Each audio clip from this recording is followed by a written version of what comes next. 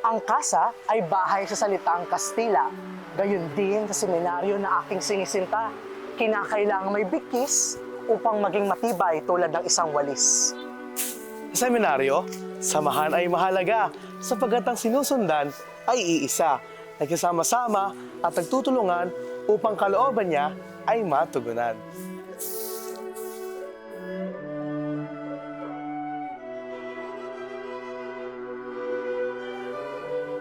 Ang samahan ng mga seminarista ay espesyal, tulad ng pamilya, nagbibigay pagmamahal.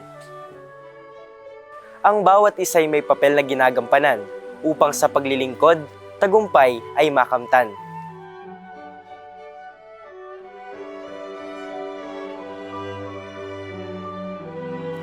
Sa akademiko kami nag-aaral at natututo. Lumalalim aming pag-unawa at pananaw sa mundo.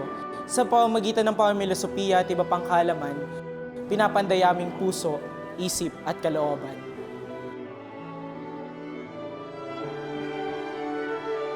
Sa mga panalangin na pundasyon ng aming pananampalataya, nananahan ng kapayapaan at pag-ibig ng Diyos sa dakila.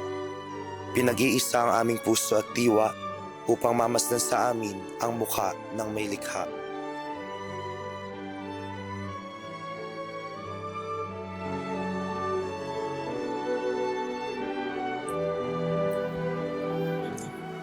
Sa pakikipamayan, kami naglalakbay upang magmisyon. Nagmamahal at tumutugon sa bawat pagkakataon. Nilalaan bawat dedikasyon sa pagdadala at pagtatanim ng binhi ng salita ng Diyos upang maging tanglaw, liwanag at pag-asa ng mundo.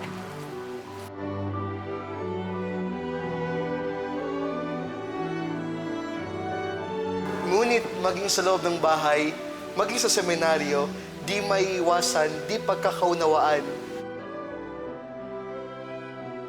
Pagkakaroon ng tampuhan.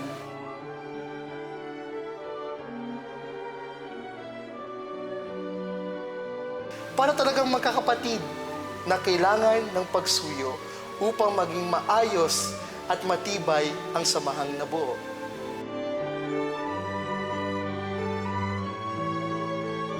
Yan ang hiwaga ng buhay sa loob ng seminaryo. Yan ang hiwagang hindi lamang sa loob ng seminaryo matatagpuan, kundi sa puso at buhay ng bawat tao. Ang manatiling magkabikis sa pag-ibig na hatid ng Diyos upang maging katulad ni Jesus na nagmamahal ng tapat, wagas at lubos. Kaya ang kasa ay mula sa wikang Kastila na ang ibig sabihin ay tahanan. Dahil sa aming bagong tahanan, si Jesus at si Maria ang kasamang nananahan.